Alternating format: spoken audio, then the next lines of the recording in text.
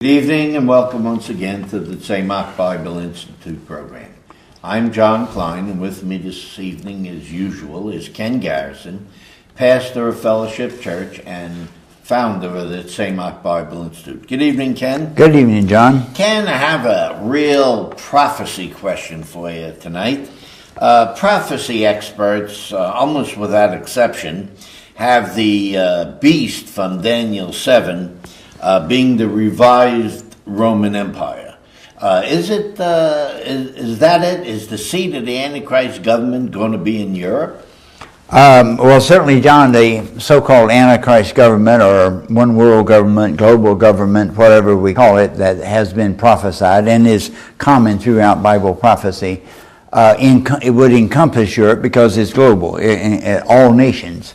But the interpretation of specifically of Daniel chapter 7, of the vision that Daniel saw there, which has led people to assume that this Antichrist government has to be centered in Europe, is just plain wrong.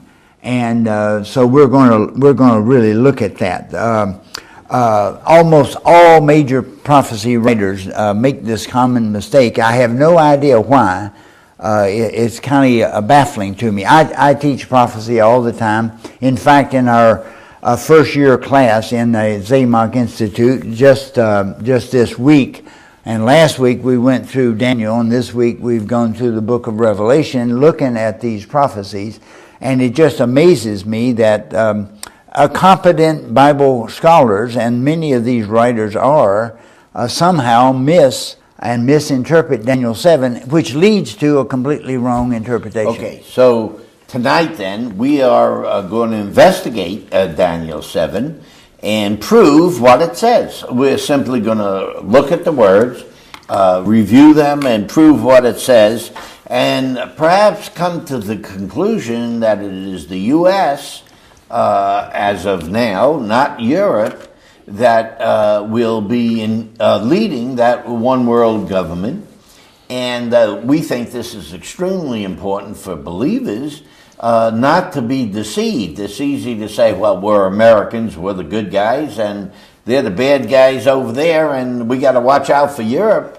And if we just point at one thing, then certainly we're going to miss what's happening in this government. Almost everybody has heard of you mentioned earlier this giant computer supposedly somewhere in Brussels, or the over the years European, there's been a bunch of different the Revive Rome, and that is based on a faulty interpretation. And you're absolutely right. It is very deceiving. It's very, very subtle. Because many American Christians can't conceive that the problem may be here and not in some other remote place or Europe or whatever. After all, the effort at global government in the earth today is the United Nations. The United Nations was formulated first and foremost by the United States right after World War II, and the United Nations is located in the United States and funded, and it's paid for by the United States.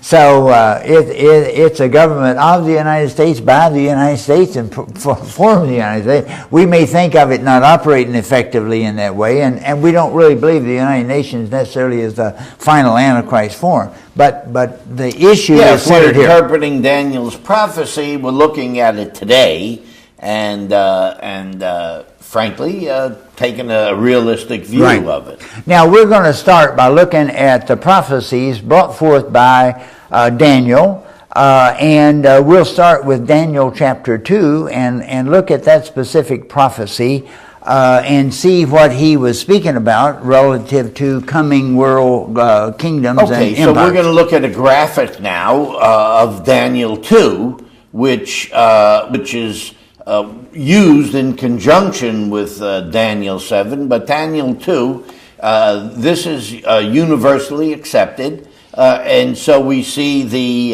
head being Babylon, Nebuchadnezzar's government, followed by the Persian government, the Medes and the Persians on the shoulders.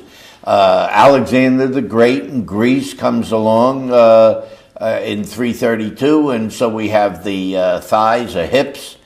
And then Rome comes along about 60 A.D., somewhere, B.C. rather, somewhere in there, and we have Rome with the legs of iron, and then we have a divided kingdom after that. And we're not sure of, this is the most common interpretation. And after this then would be a rock cut out of the mountain without hands, which would be God's kingdom, God's Messiah, will crush this statue. Okay. So we know whatever it is, and God calls it a beast, and he will eventually destroy it, and God's government will prevail. Now, one of the things about that, the legs are represented, generally interpreted as Rome. There's two legs, obviously, and by the time that Rome came along, the civilized world that day was divided into two main divisions, the Roman and the Parthian Empire in the east. So we might already be seeing prophetic-wise division of the east-west struggle there, which carries through to today, When we say of course. east-west, we're not necessarily talking about communism. We're talking about the Western democracies and the East being Islam. All right, that would certainly be the case today. Right. All right, now we're going to turn now and go to the second vision that Daniel reveals concerning this same subject area, which is recorded in Daniel 7. And this is the vision that is so often misinterpreted. And we're first going to read some of the scriptures describing what that vision actually was, look at the misinterpretation, and then give you reason why we'll give you a subsequent what we believe to be a correct interpretation of Daniel 7. So that's what we're going to look to. And well, if we look at Daniel 7, verse 1, he tells us it's the first year of Belshazzar, which brings us down to about 556 BC. Mm-hmm. So this is towards the end of the Babylonian government. And Daniel sees four beasts coming up out of the sea, and we're going to read in Daniel 7:3 specifically what he saw. Okay, verse 3. And four great beasts were coming up from the sea, different from one another. And then we'll drop down to verse 7. After this, I kept looking in the night visions, and behold, a fourth beast, dreadful and terrifying, extremely strong. It had large iron teeth.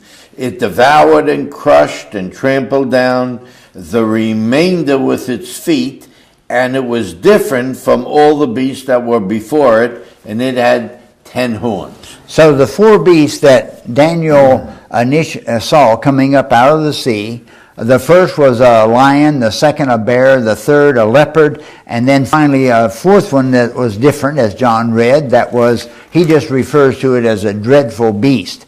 So we see a sequence of four kingdoms coming up out of the sea, and later on in chapter 7, verse 23, he talks about that is actually a global empire. Right. And that's where we really get the sense that this corresponds to what people would call an Antichrist government or a global empire. I'll read verse 23 then. Thus he said, the fourth beast will be a fourth kingdom.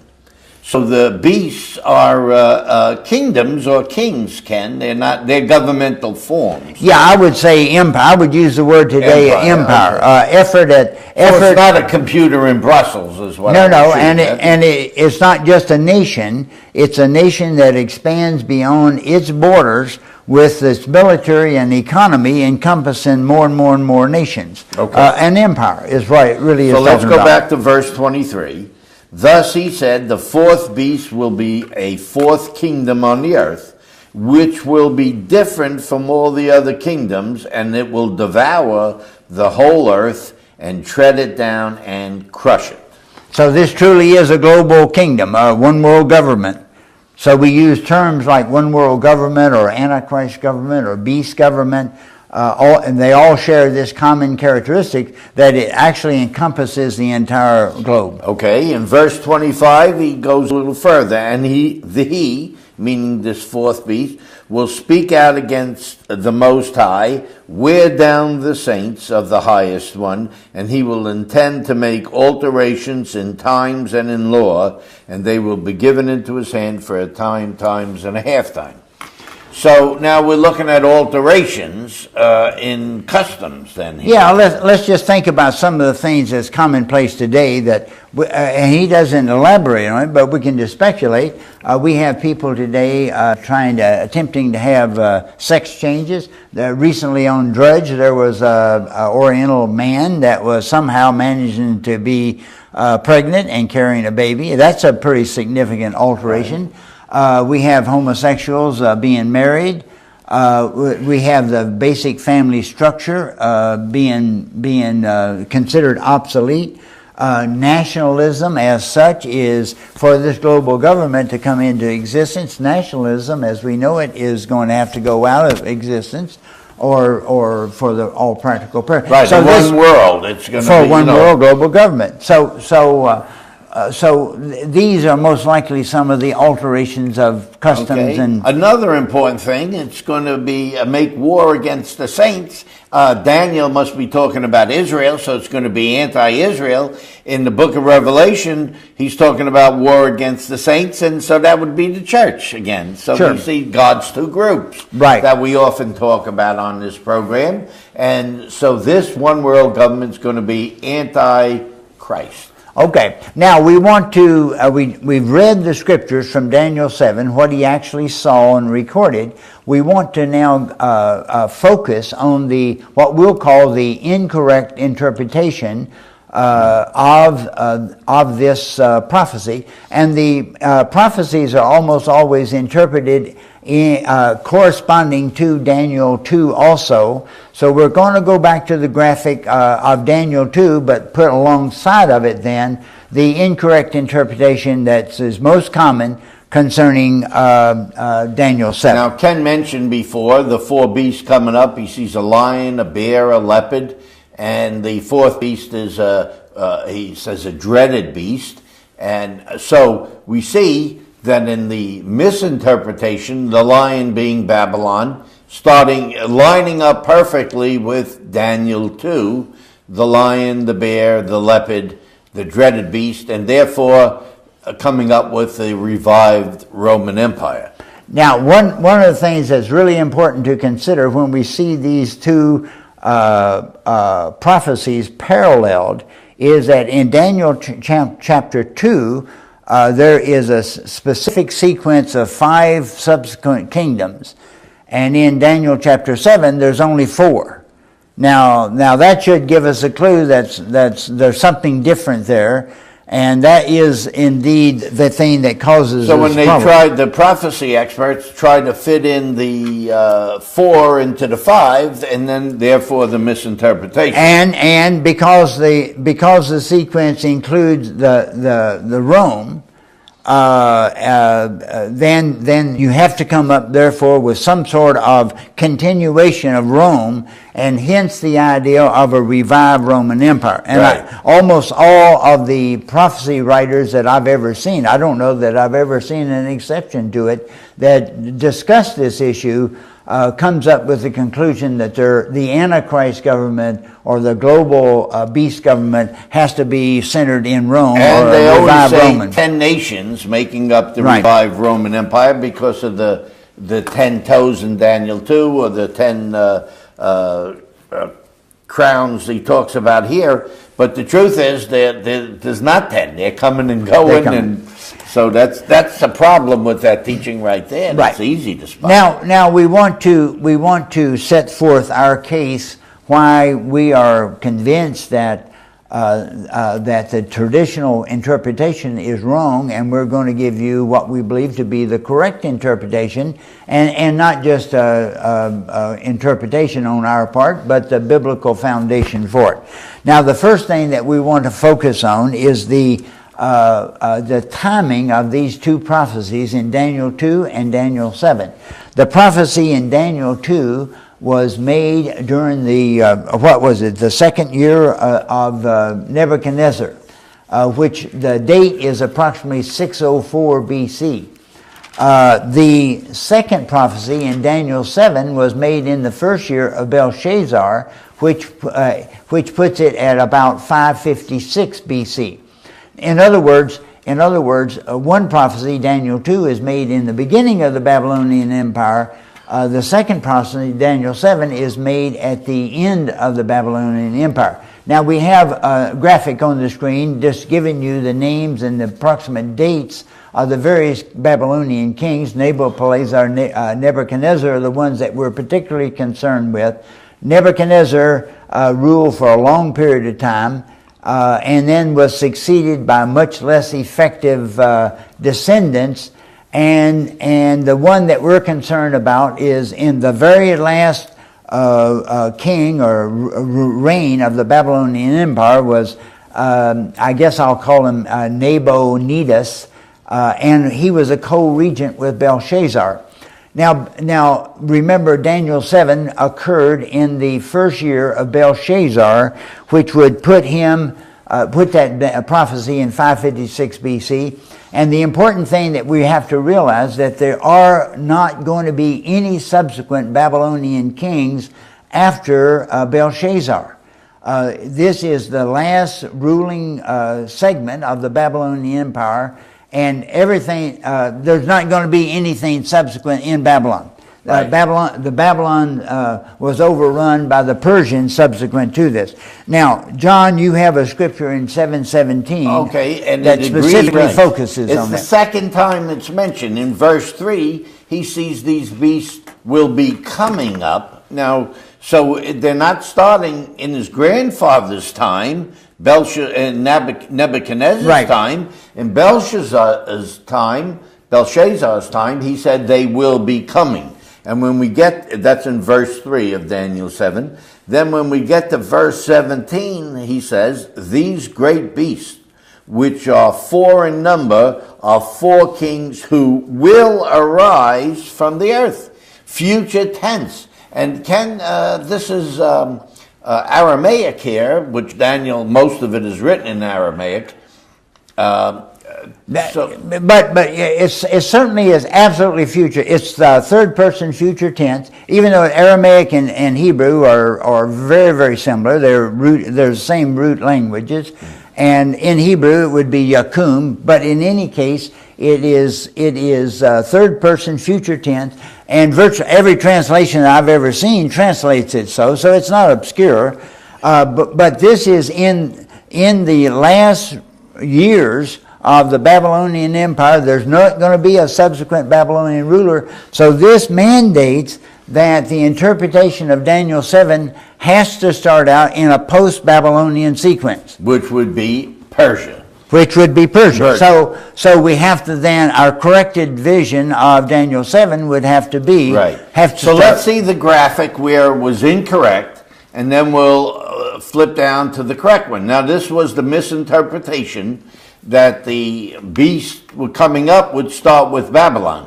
Actually, hopefully, we've proven just by the words themselves and the Aramaic interpretation that it starts with Persia, because it will be coming up. So if we start with Persia then the lion becomes Persia, the bear Greece, the leopard Rome, and the dreaded beast is that divided kingdom, not an extension of the revived Roman Empire. So there's no reason to associate the dreaded beast or force it to be centered in Rome or Europe or call it a revived Roman Empire, because it's subsequent to it. And you get there if you look at this thing in the proper sequence. And he keeps saying it will be different from the rest. So it's not the revived Roman Empire; it's different from the rest. Right. As a matter of fact, if we look at Rome or Greece or the Persian or Babylonian or Syrian that preceded that, in all of those empires look very, very similar, and so this dreaded beast is different, and we believe that. The difference is that they're humanistic oriented, kingdoms. In other words, kingdoms deriving People's governments? deriving their authority from the masses of people rather than perceiving that they derive their. Now, you remember in the book of Romans, Paul wrote that the governmental authority is given by God Himself. God. So we remember our development of Western civilization, Western history, of the so-called divine rights of kings, and that was based on the idea that authority, based on Romans, based on the idea that authority was derived. Now we get up to people's governments. Lincoln said in his Gettysburg Address, talked about the United States, of the people, for the people, by the people, however he said it, but it's people's government. We believe that the dreadful beast that encompasses the whole earth is a Greek-oriented government of the peoples. That's what, from God's standpoint, what makes it dreadful. Well, okay, so this dreaded beast also dominated the whole earth and made war with saints. So this was different from all the rest. That's the thing we want to focus on here, and it's not the revived Roman Empire, although if it's based in the United States, the European countries will participate. Now, we would say that today, again, as we started out the program, we were pointing to the United Nations. The United Nations today is the effort at a one world government. United Nations, in its very title, speaks of that. Now, we do not believe that the United Nations necessarily is the final form that we'll see on the earth, but if we had to look at it today, that is the effort at global government, and that thing is established in the United States, paid for by the United States, and was initiated by the United States in the post-World War II era, or right at the end of World War II. We can look at it as a continuation of the League of Nations and those efforts at global government, a phenomena of the 20th century, but nevertheless, that's where it's at. Now, if the Lord tarries for another 50 or 75 years, that this whole phenomena may shift to another part of the globe. Right now, we see China emerging, for example, as a real power, industrial power, and a real military power. So if the Lord tarries another 50 years or so, this whole thing could shift. And it's important for us as believers to be able to interpret prophecy properly. And that's the reason that we're focusing on this, because there's no reason for us to look at the final global government, Antichrist government, beast government, one world government as being centered in Rome, in Brussels, in Europe in general. It certainly will encompass Europe, but it doesn't have to be centered there. Right. Now, if we look at the United States, we can see that the United States would be a prototype government. We're a multinational conglomerate of peoples from all over the world. We, in fact, are the power behind the UN. We might see when the UN didn't agree with our policy, we went unilaterally. When they agree. Now, so we don't believe, as of now, that the UN or would have the gumption or the authority to do anything. They don't manage to do anything. But the next one down the pike, modeled after that, but with real power, might be in a different position to make up for the inadequacies of the UN. It's just a waste of money now. The UN has never done anything. So it might, from the standpoint of evolution, it could very well serve as a prototype of that which would come. Now, what would drive us into such a situation? Well, international crises. Terrorism, frankly.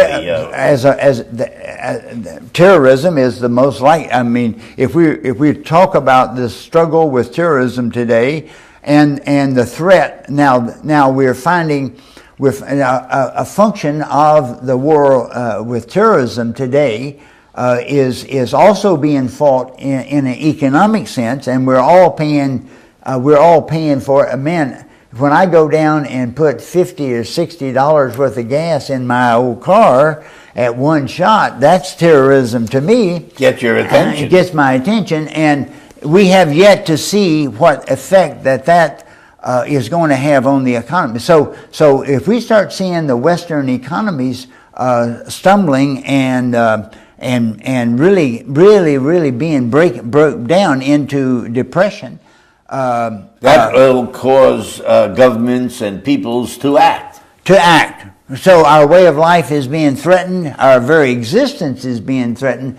And so these are the types of things that we would imagine could very easily provide the motivations for the nations to surrender sovereignty to some subsequent UN-type organization that would have teeth. Certainly that would a have one-world organization right. that would outlaw certain practices, maybe Zionism, maybe Christianity, absolutely. Maybe real faith. Remember, this thing is going to persecute the saints, persecute people with real biblical faith. And so, again, we're struggling today to present this message because we see people being deceived, thinking that this thing somehow has to be centered in somewhere Europe else. And somewhere else. It's always someone else's problem. Well, to tell you the truth, the problem appears to be we have the pogo problem. We have met the enemy, and he is us. I think he said something to that effect. And so that's our difficulty today. The problem is not removed from us. It's very likely centered in us today. Now, I want to, from time to time on this program, we invite folks just to call in. We like for you to call in because it's awful comforting to know that there's someone on the other end of these broadcasts. And so I have a booklet that I prepared. I use it in the Tzemach Institute. It's called Bible Prophecy. And in this, I pull together the prophecies from all through both the Hebrew Scriptures and the New Testament and develop the whole theme of Bible prophecy. So I'm going to invite you to call in and get this manual. It's a teaching manual, and I think it'll help you deal with some of these subjects. And also, John, I understand that you're thinking about taking a group up to the land shortly? Well, a little more than thinking. We have all the arrangements. The brochures are here. If you would like to come with us, write in or call this number that's on the screen, and I'll get a brochure in your hands and come with us. We're going up to the land. You see, this redemption process is forcing the hand of the enemy. The kingdom of God is about to break out all over. John, let me